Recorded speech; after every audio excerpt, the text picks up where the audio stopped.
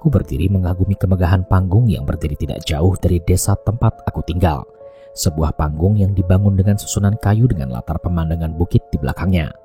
Sayangnya panggung ini sudah tidak pernah digunakan dan hanya dibiarkan begitu saja dengan kayu-kayunya yang mulai lapuk, seolah menjanjikan bahwa ia akan hancur tak lama lagi.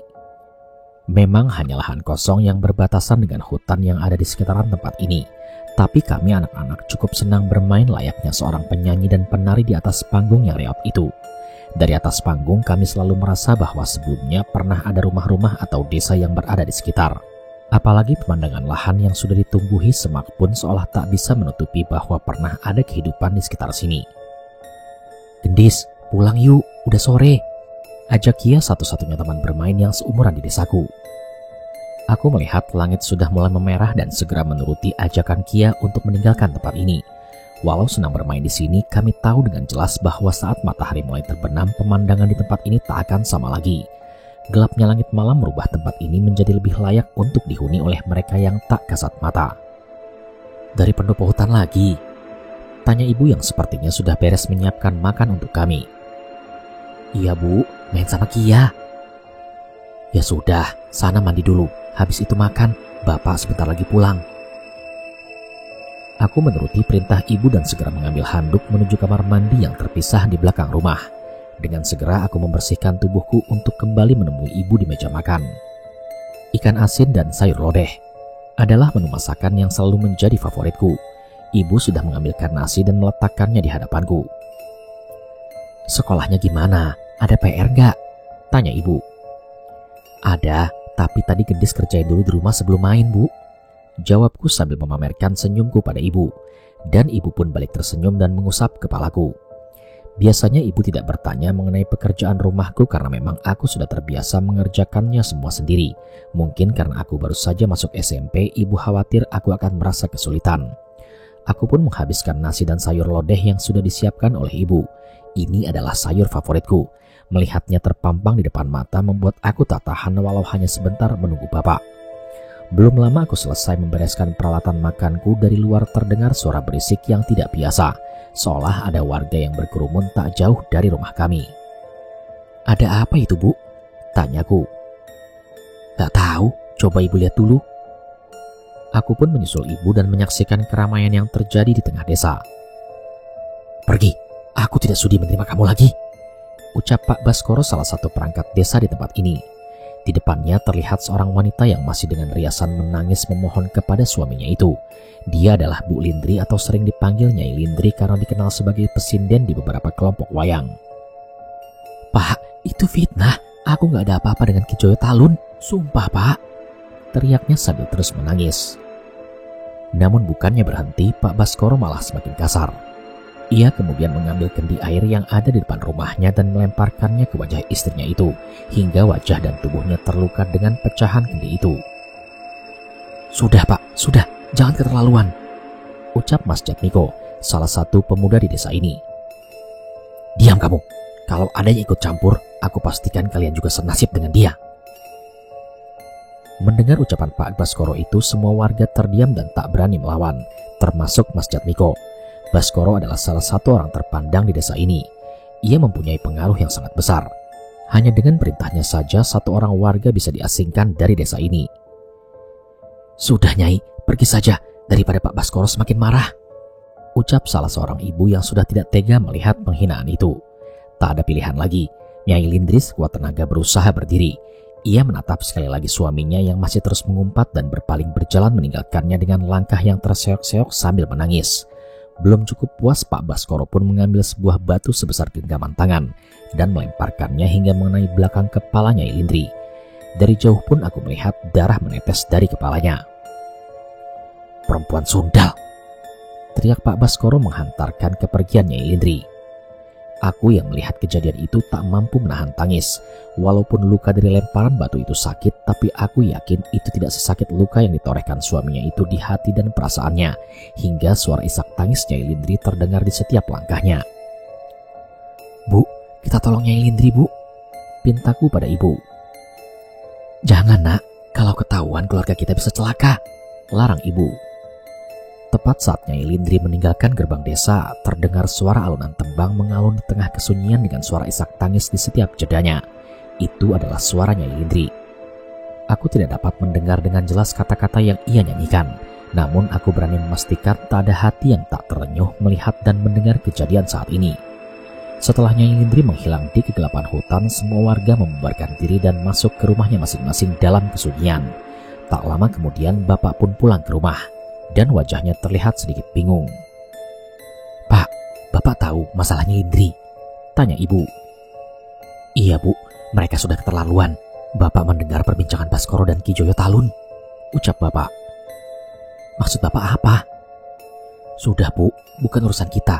Lebih baik kita jaga jarak dulu dengan mereka."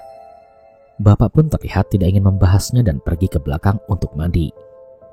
Ucapan bapak malam itu mulai ku mengerti beberapa hari setelahnya. Pak Baskoro membawa seorang perempuan untuk tinggal di rumahnya.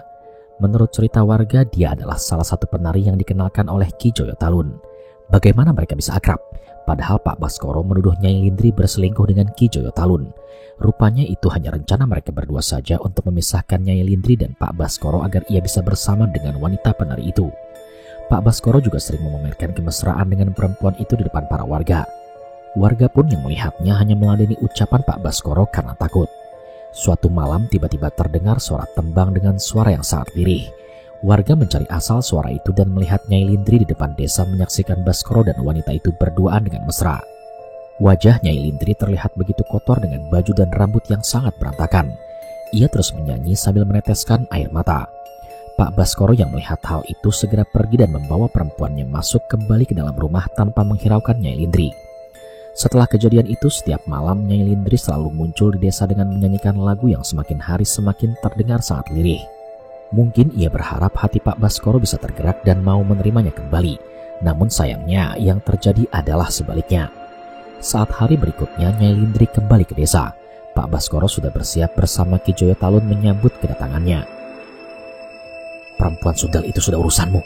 Tubuh dan nyawanya sudah tidak ada lagi dengan urusanku," ucap Pak Baskoro kepada Ki Joyo Talun. Mendengar kata-kata itu, Ki Joyo Talun tersenyum. Ia segera mengajak anak buahnya keluar desa untuk menghampiri Nyai Lindri. Seketika wajah Nyai Lindri ketakutan. Ia pun berusaha untuk pergi, namun aku yakin orang-orang itu mampu mengejarnya. Yang kuingat saat itu hanya suara teriakan Nyai Lindri dari dalam hutan, dengan suara tawa Ki Joyo Talun dan anak-anak buahnya. Malam ini aku tidak bisa tidur dengan tenang setelah melihat kejadian tadi. Kadang aku berpikir apakah harta dan kekuasaan bisa merubah seorang manusia menjadi lebih buruk daripada setan. Siang itu sepulang sekolah, aku kembali bermain ke pendopo panggung tua bersama Kia. Kali ini tempat ini sedikit berbeda. Seperti ada bekas orang yang berada di tempat ini. Di sekitar pendopo juga ada bekas kembang yang sudah mengering. Aku dan Kia bermain seperti biasa. Namun samar-samar aku melihat seseorang melintas di sekitaran kami. Namun saat aku menoleh, tak ada siapa-siapa di sana. Seperti biasa aku pun bermain sampai sore dan segera kembali ke rumah sebelum ibu mencariku. Malam itu tak terdengar lagi suara nyanyian Nyai Lindri. Namun sepertinya tak ada satupun warga desa yang peduli. Semua warga desa seperti berpura-pura tidak memperdulikan dengan apa yang terjadi dengan Nyai Lindri kemarin dan melewati begitu saja malam itu. Namun semuanya berubah di pagi hari dengan apa yang seorang warga temukan.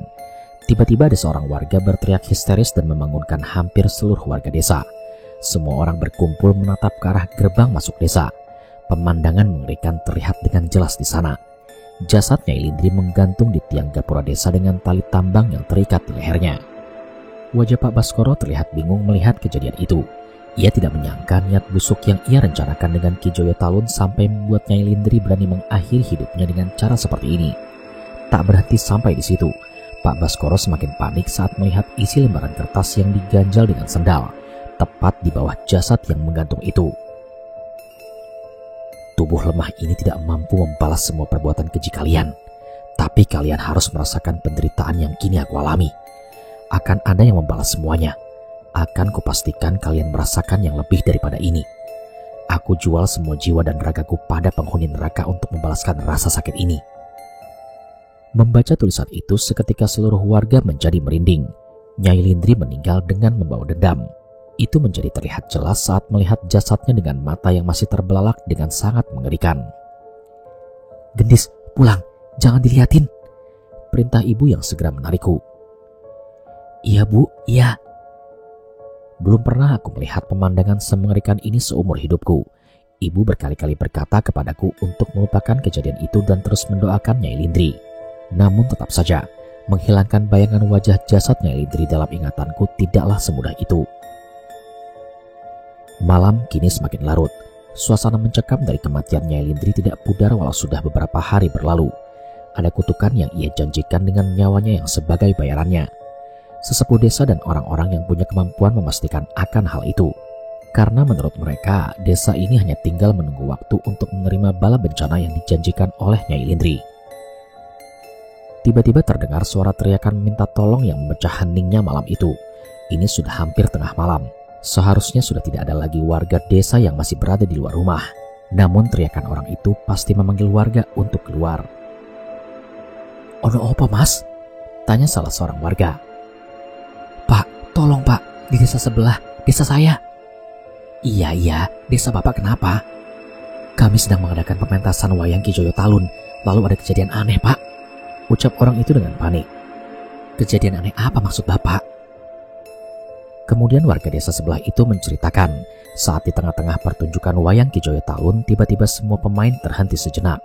Tak ada satupun sinden dan pemain gamelan yang mengeluarkan suara. Entah mengapa bisa begitu. Tak lama setelahnya terdengar suara seorang menyinden dan nembang dengan suara yang sangat aneh. Warga desa melihat ke sekitar namun tak ada satupun petunjuk dari asal suara itu. Suara itu seperti mengalun ke sekeliling warga seolah ada sinden yang nembang di sekitaran mereka. Anehnya Ki Joyo Talun terlihat ketakutan. Matanya menuju ke arah suara itu dengan tubuh yang sangat gemetar. Seluruh anggota pementasan pun terlihat aneh. Dan tepat saat kidung itu selesai, Ki Joyo Talun dan seluruh anggotanya tergeletak tak bernyawa di tempatnya masing-masing. Dengan mata yang terbelalak dan darah yang terus mengucur dari telinganya. Seketika seluruh warga desa itu panik dan mencari pertolongan ke semua desa terdekat. "Saya sengaja menuju desa ini pak, karena sepertinya saya mengingat suara itu. Suara itu mirip salah satu sinden yang berasal dari desa ini, Nyai Lindri." Seketika seluruh warga desaku panik. Suasana hening di malam itu berubah menjadi keramaian dari suara warga yang mempertanyakan nasib mereka. "Pak, apa ini seperti yang diceritakan Eyang dulu?" tanya ibu pada bapak. Bapak terlihat berpikir, namun sepertinya ia mengingat akan sesuatu. Begitu juga dengan beberapa warga yang lain. "Nyai Lindri membangkitkan kutukan itu dengan nyawanya sebagai bayarannya," ucap salah satu warga desa. "Kutukan? Desa ini pernah kena kutuk? Aku tidak pernah mendengar cerita tentang ini sebelumnya." Dari warga yang berbisik-bisik, aku mendengar mereka membicarakan tentang kutukan dari sinden pengabdi setan yang pernah tinggal di sekitaran tempat ini. "Ini semua salah Baskoro," ucap Mas Jatmiko yang sebenarnya sudah sangat kesal dengan kelakuan Pak Baskoro. "Benar, harusnya dia yang bertanggung jawab," tambah warga lain. Kekesalan mereka sudah memuncak dan bersiap menghampiri rumah Pak Baskoro. Namun beberapa warga menghadangnya. Mereka mengingatkan bahwa sebelumnya ada warga desa yang mencoba berurusan dengan Pak Baskoro dan warga itu berakhir di tengah hutan dengan tubuh babak belur hingga cacat. Akhirnya orang itu pun memilih untuk meninggalkan desa karena terus diteror oleh anak buah Baskoro. Bencana yang menimpa kelompok wayang Ki Joyo Talun tidak dapat dilupakan begitu saja oleh warga desa. Kisah itu membuat warga desa sangat was-was. Bahkan Pak Baskoro sampai beberapa kali mengundang dukun untuk melindunginya. Dia percaya hal itu bisa melindunginya dari Nyai Lindri. Malam Selasa Suro, aku mengingat saat itu bulan purnama bersinar begitu terang. Di depan teras rumah aku menunggu bapak dan ibu yang seharusnya sudah pulang dari tadi. Entah hanya halusinasiku atau bukan, samar-samar aku melihat bayangan yang kadang terlihat dan kadang menghilang melintas di depanku. Sekilas bayangan itu menyerupai seorang wanita yang mengenakan kebaya. Dan tak lama setelah itu, sayup-sayup aku mendengar suara seorang wanita yang sedang bernyanyi. Suara itu terdengar ke seluruh penjuru desa berupa suara tembang yang dinyanyikan oleh seorang sinden tanpa iringan musik. Seketika aku merasa merinding dan memilih untuk masuk ke dalam rumah. Setelah aku masuk, tak lama kemudian terdengar suara langkah kaki yang terburu-buru masuk ke dalam rumah. Itu adalah suara bapak dan ibu. Mereka terburu-buru menuju kamarku dan wajahnya terlihat lega saat menemukanku. "Ada apa toh bu?" tanyaku pada ibu. Enggak apa-apa. Tidur duk, tidur saja. Nanti ibu temenin," balas ibu sambil mengatur nafas. Ibu meninggalkanku sebentar untuk berbicara dengan bapak. Samar-samar aku mendengar mereka sedang membicarakan Nyai Lindri dan Baskoro sebelum akhirnya mereka selesai dan ibu kembali ke kamar. Dan saat ibu mendekat, aku baru menyadari keanehan dari wajah ibu. Wajahnya terlihat sangat cemas. Tepat saat aku mulai tertidur, sayup-sayup aku mendengar suara tembang yang dinyanyikan oleh seseorang. Suaranya terdengar tak jauh dari rumah kami, tapi suaranya terdengar lirih dan sangat menakutkan. Seketika saat itu juga wajah ibu berubah. Suara tembang itu tidak bergerak seperti sebelumnya. Ia berhenti di dekat rumah dan tidak berpindah. "Sebentar ya, Nduk," ucap ibu meninggalkanku. Tak lama terdengar suara pintu rumah terbuka. Aku tidak tahu apa yang terjadi di sana. Aku merasa ibu dan bapak di luar cukup lama sampai akhirnya ibu pun kembali ke kamarku. "Bu, itu siapa sih yang nembang malam-malam begini?" Tanyaku yang masih mendengarkan suara seorang wanita yang sedang nyinden dengan suara yang tak jauh dari tempat kami berada. "Sudah nak, jangan dihiraukan, tidur yang nyenyak ya," ucap ibu lagi dengan mimik wajah yang seolah terlihat sangat ketakutan. Walau begitu, ibu tetap menenangkanku dengan menemaniku tidur sambil membelai rambutku. Ia menggumam menyanyikan lagu untuk menenangkanku, dan itu berhasil membuat aku tertidur. Tapi itu adalah kali terakhir aku berbicara dengan ibu. Keesokan paginya kutemukan ibu sudah dalam keadaan tergeletak kaku tak bernyawa dengan mata yang terbelalak di lantai rumah. "Pak, bapak, ibu kenapa pak?" Aku berteriak histeris sambil menangis melihat kondisi ibu yang sangat mengenaskan. Bapak segera berlari menuju kamarku. Tubuhnya seketika lemas tak berdaya sambil terus memeluk ibu dalam tangis. Bapak terus memastikan nafas dan jantung ibu saat itu. Namun sama sekali tak ada pergerakan hingga akhirnya bapak membacakan doa dan menutup mata ibu. Aku terus menangis saat itu. Namun bapak bersikap tegar untuk menenangkanku dan ini benar-benar tidak mudah. Tak lama kemudian suara ramai terdengar dari luar. Aku dan bapak mencoba memeriksanya dan berniat mencari pertolongan untuk membantu kami mengurus jenazah ibu. Namun apa yang terjadi di luar benar-benar di luar nalar. Warga terlihat terburu-buru ke berbagai tempat. Ada yang menggotong keranda di masjid, ada yang memasang bendera kuning, ada yang terlihat beberapa warga menangis di depan rumahnya. "Pak, Bu Citra dan anaknya meninggal semalam," ucap Mas Jatmiko yang kebetulan melewati rumah kami bersama warga yang lain. Tentu saja kami kaget mendengar berita itu, apalagi bukan hanya Bu Citra. Istri muda dari Pak Baskoro pun dikabarkan ditemukan meninggal pagi ini. Tapi raut wajah warga desa pun berubah saat kami menceritakan kondisi ibu. Semuanya meninggal dengan kondisi yang sama, mata terbuka dan darah mengalir dari lubang telinga. Sejak hari itu aku sadar semuanya tidak akan kembali normal. Kidung keramat dari sinden pengabdi setan yang tak pernah terdengar lagi selama puluhan tahun kini mulai menghantui seluruh warga desaku tanpa terkecuali. Menjelang siang, jenazah ibu bersama seluruh jenazah korban kutukan sinden itu pun dikumpulkan di balai desa. Warga membacakan doa agar roh mereka bisa tenang sebelum dikuburkan. Terlihat wajah cemas dari seluruh warga desa yang berada di sana. Namun Pak Baskoro tidak ada di tempat itu, padahal istrinya baru juga terbaring di antara jenazah-jenazah ini. Dari luar terdengar suara mobil melintas melewati balai desa. Warga memperhatikan keluar dan menemukan Pak Baskoro tengah meninggalkan desa dengan membawa barang-barangnya. "Dia pasti mencoba menyelamatkan dirinya sendiri," ucap salah satu warga. "Sepertinya kita juga harus mencari cara untuk menghentikan semua ini. Kita tidak tahu kapan tembang terkutuk itu akan terdengar lagi." Bapak mencoba berdiskusi dengan beberapa orang yang berada di balai desa. Berbagai pendapat pun kini bermunculan, mulai dari yang memanggil orang pintar hingga mengungsi. Namun keluarga Pak Baskoro yang sudah menggunakan dukun saja masih tidak selamat, hingga akhirnya tidak ada titik tengah dari perbincangan itu. "Mungkin aku kenal seseorang yang bisa membantu masalah ini." Tiba-tiba Mas Jatmiko bergabung dalam perbincangan ini. Warga mempertanyakan dengan apa yang dimaksud oleh Mas Jatmiko. Ia menceritakan kejadian saat dulu ia ditipu saat bekerja di sebuah proyek. Mas Jatmiko dijebak untuk tinggal di sebuah mes di sebuah desa di tengah hutan. Sebuah desa yang ternyata dihuni makhluk gaib saat malam, dan ia ingin ditumbalkan bersama dengan para pekerja lain. Beruntung ada salah seorang pekerja yang memiliki teman yang mengerti hal gaib. Mereka menolong kami dari semua kutukan dan juga menolong kami dari serangan makhluk gaib di sana, cerita Mas Jatmiko. Warga yang mendengar tidak menyangka bahwa Mas Jatmiko pernah mengalami hal ini. "Memangnya mereka dukun, Mas?" tanya bapak memastikan. Dan Mas Jatmiko pun menggeleng. "Mereka hanya pemuda biasa. Salah seorang dari mereka memiliki pusaka keris, dan katanya salah seorang lagi dijaga oleh roh makhluk berwujud kera raksasa. Saat itu mereka menyelamatkan para pekerja dari desa terkutuk yang akhirnya kami tahu bernama Desa Tanggul Mayit. Sekilas cerita Mas Jatmiko terdengar tidak mudah untuk dipercaya. Tapi walaupun emosional, Mas Jatmiko bukanlah seorang pembohong. Warga yang mendengar cerita itu merasa mendapatkan harapan dan setuju untuk meminta pertolongan kepada para pemuda itu. Namun meskipun begitu, warga lain juga berencana meminta pertolongan orang lain yang mereka percaya masing-masing. Dan satu hal yang aku tahu, kami warga desa tidak ingin kalah begitu saja dari kutukan ini. Satu yang kami sepakati, kami yakin bahwa Yang Maha Kuasalah yang mampu menentukan kapan nyawa kami akan meninggalkan jasad kami.